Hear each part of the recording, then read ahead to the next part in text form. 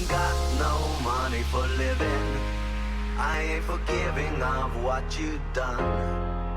I ain't got no reason for thinking. Hey you guys and gals, this is Multikiller Joe signing in with a game review.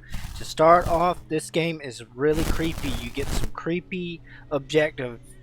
Basically, one of the first one is you have to pick up these crying baby dolls, and it is just ridiculous. This game is called Trenches World War One survival horror game.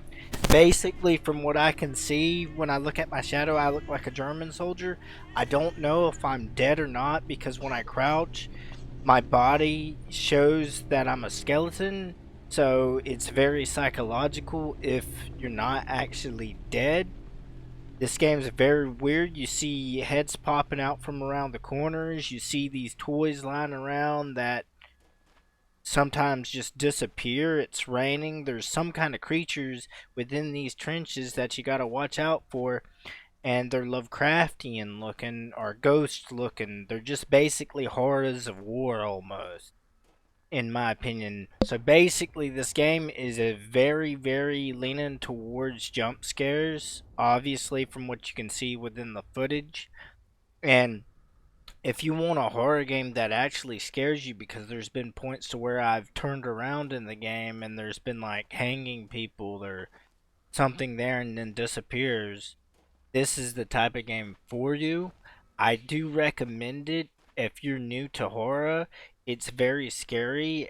I would suggest you crouch around when you do play this game. It is very intense. You hear all kinds of noises and you can basically hear stuff above the trenches walking around. I've seen a ghost lady.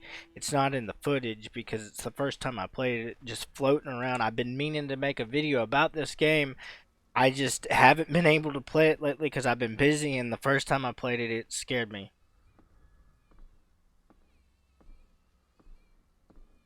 But with that being said, I highly recommend this game. There will be a link in the description below.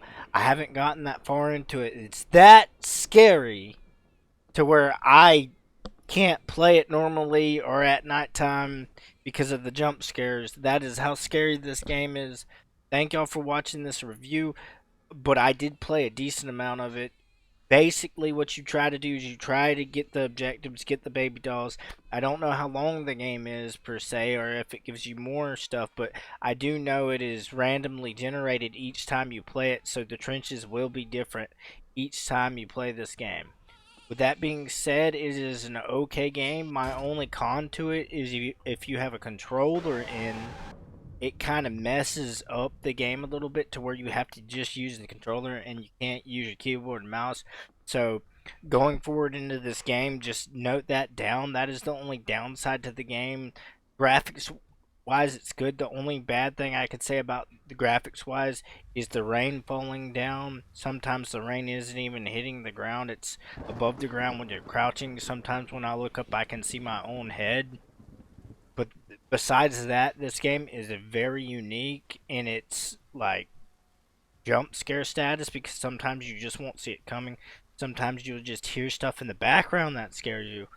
It is very unique and it gives you all these pictures of World War One. With that being said, give this game a try. It has the scare factor, and with that being said, this has been Multikiller Joe, and I'm signing out until my next game review.